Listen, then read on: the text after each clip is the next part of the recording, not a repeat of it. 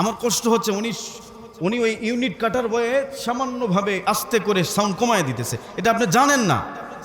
আমি যে রেঞ্জে কথা বলতেছি আমার রেঞ্জ ওই রেঞ্জ ঠিক থাকবে, যখন উনি সাউন্ড কমায় দিবে তখন আমার কষ্ট হবে। আপনি বুঝতেছেন না, ও ওখানে বসে থাকার কোনো দরকার নাই, বসে থাকার উদ্দেশ্য হলো সাউন্ড কমায় দিতেছে। ভাই আপনারা কষ্ট নিচ্ছেন, আমার কষ্ট হচ্ছে, আমি বলবো না। আমার কালকে মাহফিল আছে আপনার ডোমার, আমার মুখ, আমি কখন জোরে কথা বলতেছি যখন আমার কণ্ঠ আমি চিনতে পারতেছি না। এই নওগাঁ অঞ্চলে এই একটা সমস্যা। জি বুঝতে পারি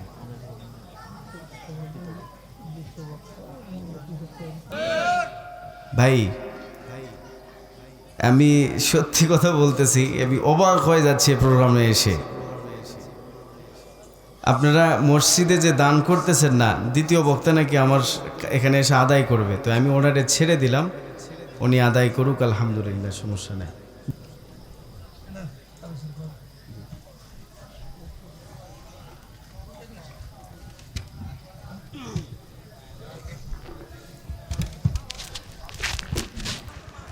ভাই, আপনাদেরকে বেশি কষ্ট দেওয়া যাবে না, কারণ হুজুর উনি মন খারাপ করছেন, আর এটা মন খারাপ করারই কথা। আমার এখানে বসায় রাখলে এর থেকে বেশি আদায় হতো, আমি সত্যি করে বলতেছি, এর থেকেও বেশি আদায় হতো। কিন্তু আপনি এটা কেন করলেন? না, এটা কেন করবেন আপনি? জি, আমি আপনারা যেটা বলি, বক্তার মাইক কোনটা, মনিটর কোথায়, বক্তার কোনটা, সেটা বক্তার মাইক ওখানে থাকে না কানের সাইডে থাকে?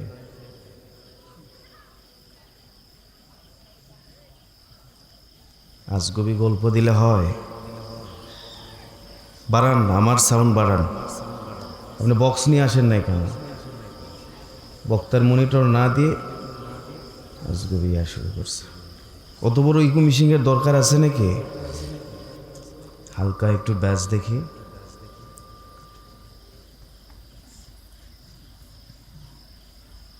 বাইরে কন্ট্রোল করবেন মাইক দিয়ে, ভিতরে বক্স থাকবে দুই দিকে দুটা। ভাড়া না করলে তো কি হয়েছে? আমার যেখানে 5,000 টাকা দেয় একই ওয়াজ করি, যেখানে 30,000 টাকা দেয় ওই একই ওয়াজ করি, সমস্যাটা কি?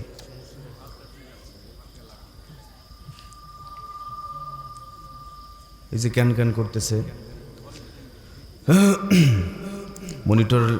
মনিটর রাখলে বক্তার কমপ্লেইন হয় না। বাহিরে যা হয় হোক, বক্তার কানে পর্যাপ্ত সাউন্ড আসে। ইসালে সোয়াব দোয়া মাহফিল, মালসন বড় পুকুরিয়া বাজার জামে মসজিদ কর্তৃক আয়োজিত আজকের এই ইসালে সোয়াব দোয়া মাহফিলের সম্মানিত সুযোগ্য বিজ্ঞ সদরে মোহতারাম, অনারেবল প্রেসিডেন্ট, সম্মানিত সভাপতি জনাব মোহাম্মদ মিজানুর রহমান, সভাপতি 5 নম্বর বড়গাছা ইউনিয়ন বিএনপি। আল্লাহ পাক আজকের মাহফিলের সম্মানিত সদরে মোহতারামকে তুমি কবুল করে নাও, এবং আজকের মাহফিলের সম্মানিত চিফ গেস্ট, প্রধান অতিথি, খানায় কাবার মেহমান জনাব আলহাজ SM রেজাউল ইসলাম রেজু, মাননীয় সংসদ সদস্য নওগাঁ 6 আত্রাই রানীনগর, প্রধান অতিথি, আজকের মাহফিলের সম্মানিত চিফ গেস্ট। আমি জীবনের প্রথম যখন আত্রাই রানীনগর থানায় মাহফিল করেছি, প্রথমে প্রধান অতিথির নাম পড়েছিলাম ইসরাফিলের, এরপরে পড়লাম রানীনগরের এক ব্যক্তি হেলাল সাহেবের, এরপরে এখন পড়তেছি রেজাউল ইসলাম রেজু, ঠিক কি না? তবে এই ভাইগুলির সাথে দেখা হয় না ওইভাবে। ইসরাফিল সাহেবের ওই সময়ও, হেলাল উদ্দিন সাহেব, রেজাউল ইসলাম রেজু। আমরা দোয়া করি আল্লাহ তাআলা আজকের মাহফিলের সম্মানিত চিফ গেস্ট প্রধান অতিথিকে তুমি কবুল করে নাও। ভাই এই পর্দা খুলে দেন তো, গরম লাগতেছে না, ফ্যান দেওয়া যাবে না, এটা পর্দা খুলে দেন।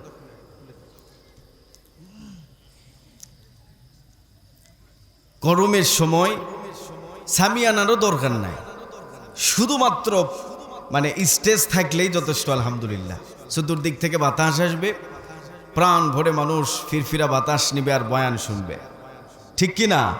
ওই যে ভাই উঠে যায়, ভাই উঠেন কেন, কি সমস্যা? আমার আল্লাহ নবীজিরে বললেন, রাসূল ওরা যে আপনারে অপমান করে বলেছে আপনি নবী নয়, ও নবীজি আমি ওদের শুধু নয় কিয়ামত পর্যন্ত সমস্ত কাফের বেঈমান সমস্ত বিশ্বাসীদেরকে আমি চ্যালেঞ্জ করলাম। আমি আল্লাহ পাক তাদের উদ্দেশ্যে চ্যালেঞ্জ করে বললাম, সাউন্ড কমাইতেছেন কেন আপনি? শুনেন, অন্য সব বক্তার থেকে আমি একটু আলাদা। ওই যে রনি ভাই জানে, বিষয়টা হচ্ছে আপনার সমস্যা হচ্ছে আপনি বক্তার এক্সট্রা কোনো মাইক রাখেন না। সাউন্ড কোথায়? ওই দুটো সাউন্ড বাড়বে, বাইরের সব সাউন্ড ঠিক থাকবে। কেন বারবার আপনার শিখাইতে হচ্ছে? মাইক নষ্টের কথা আমি বলি নাই, বক্তার দুটা সাউন্ড মাইক, এই দুটার সাউন্ড বাড়বে, বাদ বাকি সব সাউন্ড ঠিক থাকবে। আমার কানে আমার পর্যাপ্ত পরিমাণ সাউন্ড দরকার, আপনি সাউন্ড কমায় দিলে তো হবে না। আমার মুখ, আমি কখন জোরে কথা বলতেছি যখন আমার কণ্ঠ আমি চিনতে পারতেছি না। এই নওগাঁ অঞ্চলে এই একটা সমস্যা, সাউন্ড আপনারা জানেন না, এটা কত যে কষ্ট হয় এটা আমরা বুঝি। হঠাৎ একদিন মাইকে কথা বলা একরকম বিষয়, আর যারা প্রত্যেকটা দিন কথা বলে তাদের বিষয়টা আলাদা। বক্তাদের এক্সট্রা মনিটর দরকার। বাইরে সাউন্ড হচ্ছে কিনা এটা আমার দেখার বিষয় নাই, আমার কানে সাউন্ড আসতেছে কিনা এটা আমি দেখব।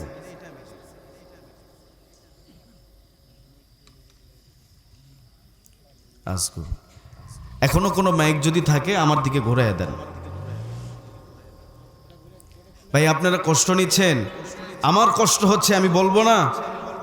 আমার কালকে মাহফিল আছে আপনার ডোমার, আমার তো কষ্ট হচ্ছে, এগুলো আমি বুঝি।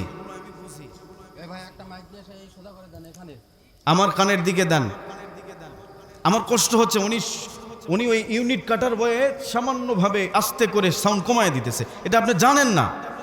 আমি যে রেঞ্জে কথা বলতেছি আমার রেঞ্জ, ওই রেঞ্জ ঠিক থাকবে, যখন উনি সাউন্ড কমায় দিবে তখন আমার কষ্ট হবে। আপনি বুঝতেছেন না, ওখানে বসে থাকার কোনো দরকার নাই, বসে থাকার উদ্দেশ্য হলো সাউন্ড কমায় দিতেছে। হাজি সাহেব আপনি যেটা বলতেছেন আপনি বুঝতে পারতেছেন না, মানুষজন কেউ যাবে না, আপনারা যাবেন নাকি? কেবল তো ওয়াজ শুরু হয়েছে, সমস্যা কি? কেউ যাবে না ইনশাল্লাহ।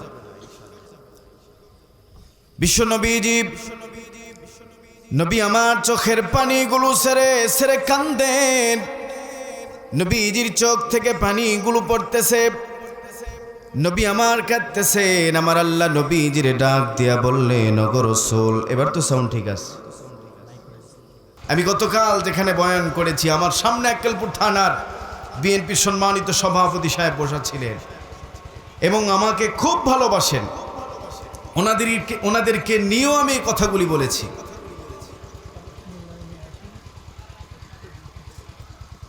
শেষ করে দিব আমি।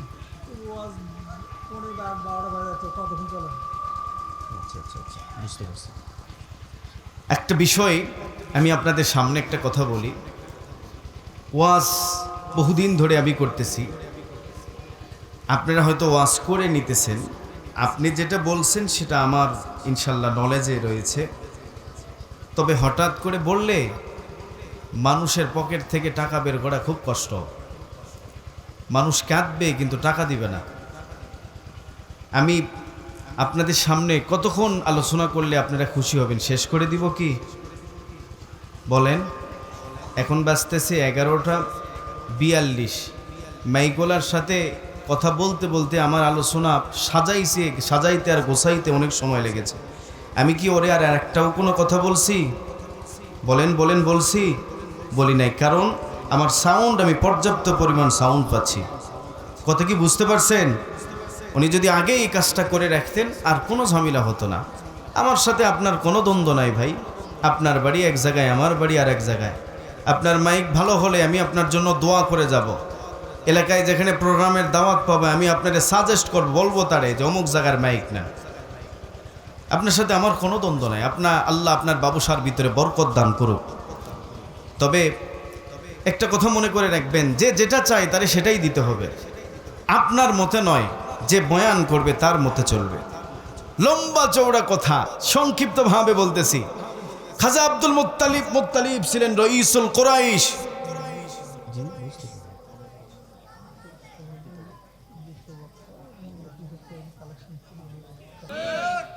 ভাই আমি সত্যি কথা বলতেছি, আমি অবাক হয়ে যাচ্ছি প্রোগ্রামে এসে। আপনারা মসজিদে যে দান করতেছেন না, দ্বিতীয় বক্তা নাকি আমার এখানে এসে আদায় করবে, তো আমি ওনারে ছেড়ে দিলাম, উনি আদায় করুক, আলহামদুলিল্লাহ, সমস্যা নেই। জি ভাই আসেন, আপনি আদায় করেন। না না, আসেন আসেন আসেন।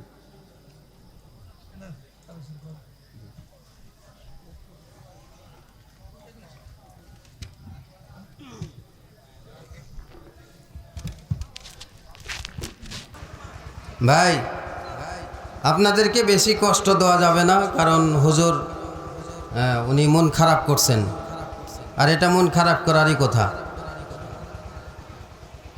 তো আমার সভাপতি ভাই 5 মণ ধান দান করছে। আল্লাহ তাআলা তার দানকে কবুল করুন। জোরে কোন আমিন। আরো জোরে বলেন আমিন।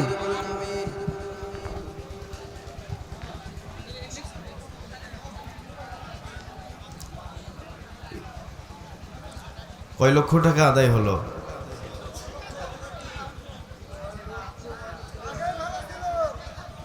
এগুলো একজন আলেমের সাথে বেয়াদবি করা।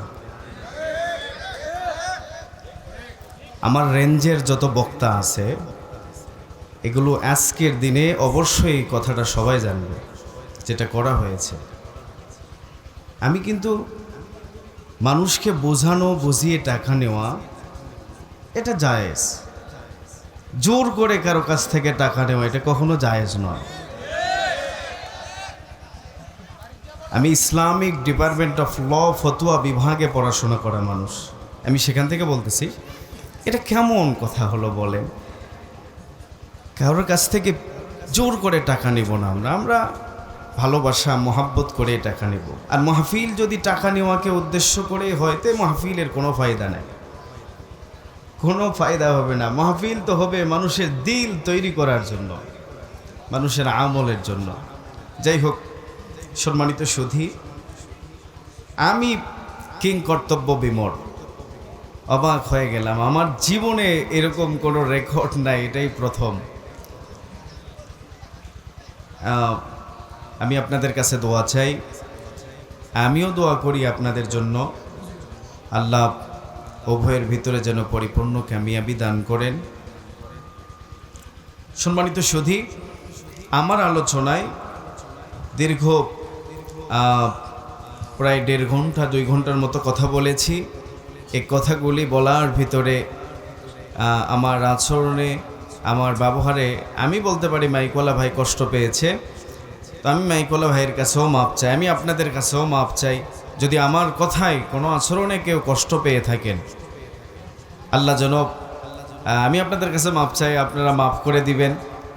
এবং আপনাদের জন্য দোয়া চাই, আল্লাহ তাআলা যেন আমাদের সকলকে যেন মাফ করে দেয়। জবান খুলে বলি আমিন।